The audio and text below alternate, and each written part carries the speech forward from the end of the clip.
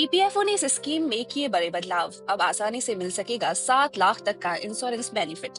कर्मचारी भविष्य निधि संगठन यानी ईपीएफओ ने अपनी employees deposit linked insurance scheme में 3 बड़े बदलाव किए हैं। सेंट्रल बोर्ड ऑफ ट्रस्टीज की हाल ही में हुई मीटिंग में इन बदलाव को मंजूरी दी गई है। ईडीएलआई स्कीम में हुए इन बदलावों से इंश्योरेंस कवरेज बढ़ेगा। साथ ही ईडीएलआई होल्डर के परिवार वालों को पहले से ज्यादा आर्थिक सुरक्षा मिलेगी।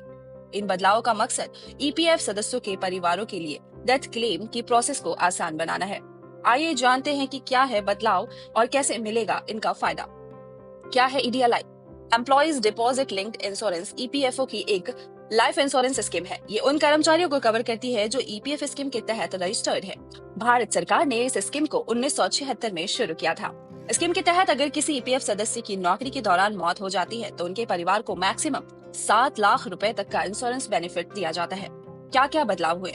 सेंट्रल बोर्ड ऑफ ट्रस्टीज की 28 फरवरी 2025 को हुई 237वीं मीटिंग में ईडीएलआई को लेकर 3 बड़े बदलाव किए गए हैं।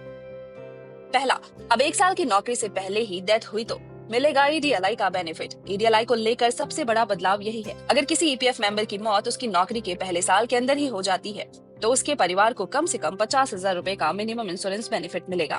पहले ऐसे केसेस में कोई अमाउंट तय नहीं था।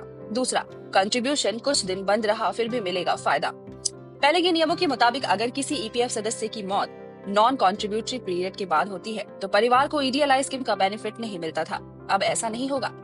नए नियमों के तहत अगर ईपीएफ सदस्य की मौत लास्ट कंट्रीब्यूशन मिलने के 6 महीने के भीतर होती है, साथ ही उनका नाम कंपनी के रिकॉर्ड में दर्ज है, तो उसके परिवार को ईडीएलआई स्कीम के तहत इंश्योरेंस का बेनिफिट दिया जाएगा। तीसरा, जॉब चेंज करने के दौरान गैप पर भी ले सकेंगे फायदा। अगर आप कभी नौकरी बदलते हैं तो पुरानी नौकरी छोड़ने से लेकर नई नौकरी में ज्वाइन करने के दौरान तक गैप बन जाता है। अभी तक अगर किसी ईपीएफ मेंबर की सर्विस में 1 या 2 दिन का भी गैप आ जाता था तो इसे लगातार सर्विस नहीं माना जाता था। ऐसे में उसके परिवार को 2.5 लाख रुपए का मिनिमम बेनिफिट या 7 लाख रुपए का मैक्सिमम इंश्योरेंस बेनिफिट नहीं मिल पाता था।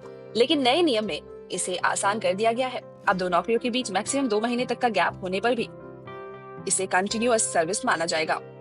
इससे ईडीएलआई स्कीम के तहत एलिजिबिलिटी बनी रहेगी। Bureau report, times full.